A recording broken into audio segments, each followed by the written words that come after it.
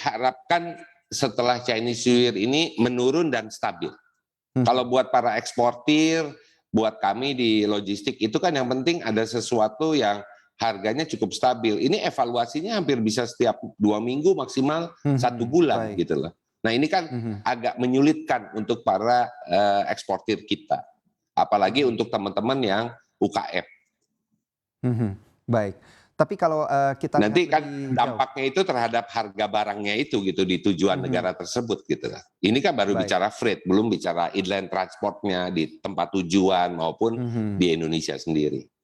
Baik, ini berarti efeknya pun juga akan luar biasa begitu ya terhadap barang yang Ya, dipesan mungkin ya, dari luar negeri dan lain sebagainya. Tapi kalau kita ya. telaah lebih dalam, Pak Yuki, ini yang mendasari terhambatnya suplai kontainer ini sendiri apa? Dan sudah adakah kemungkinan strategi-strategi begitu yang akan diusulkan oleh asosiasi ke depannya? Ya, ada 4 poin penting yang sebetulnya. Satu, kita mengusulkan adanya reposisi kontainer di Indonesia. Ya, terutama ini tidak terjadi pada semua industri ya, supply chain, tapi yang antara lain garment dan furniture lah yang menghadapi situasi kondisi seperti ini. Itu yang pertama. Otomotif, elektronik relatif lebih stabil. Ya, itu yang pertama. Yang kedua, kami juga meminta untuk mendatangkan kapal-kapal yang lebih besar ke Indonesia.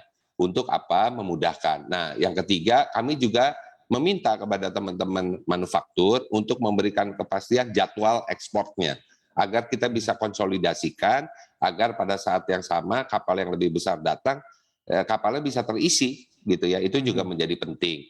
Yang keempat, kami juga memohon khususnya untuk teman-teman UKM ini yang perlu diadakan intervensi oleh pemerintah gitu ya terhadap berkaitan dengan data produksi mereka kapan, ekspornya kapan, dan melakukan negosiasi 1 kontainer dan 10.000 kontainer atau 1.000 kontainer kan tentu harganya akan berbeda.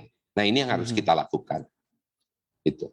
Baik, benar sekali Pak Yuki. Satu pertanyaan terakhir, karena dikatakan oleh para ekonomi dan juga para analis bahwa tahun 2022 ini adalah tahun pemulihan ekonomi. Ini dengan tantangan yang ada, industri logistik sendiri Anda lihat bisa bertumbuh berapa persen Pak di 2022 ini?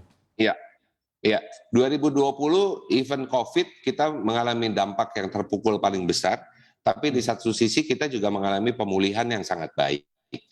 Tahun 2021, 5 pelabuhan besar kita mengalami peningkatan throughput, ada kenaikan dibandingkan dengan tahun 2019 sebelum COVID. Jadi ini suatu hal yang sangat positif. Tahun ini kita harapkan juga bisa mengalami kenaikan secara overall ya, semua pelabuhan, bukan saja hanya 5 pelabuhan terbesar di kita, dan ini yang berbasis kontainer, bukan yang curah atau CPO, batubara, dan lain-lain.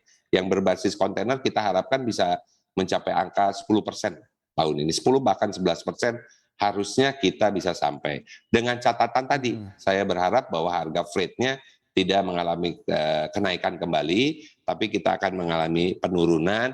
Saya yakin tidak akan ke asal, tapi yang penting stabil deh. Ya, misalnya 3 bulan, 6 bulan, agar para eksportir kita, anggota saya di logistik juga bisa mengkalkulasi dengan baik seperti itu. Yang paling penting itu pemulihan tadi yang saya sempat sampaikan di awal. Jangan sampai harapan pemulihan tahun ini dengan harganya freight ini menaik gitu kan, dampaknya akan terjadi stuck, malah bukan naik. Itu yang saya harapkan. Gitu. Jangan lupa untuk install aplikasi CNBC Indonesia di App Store dan juga di Play Store untuk terus mengikuti informasi dan berita terkini terkait ekonomi dan juga bisnis.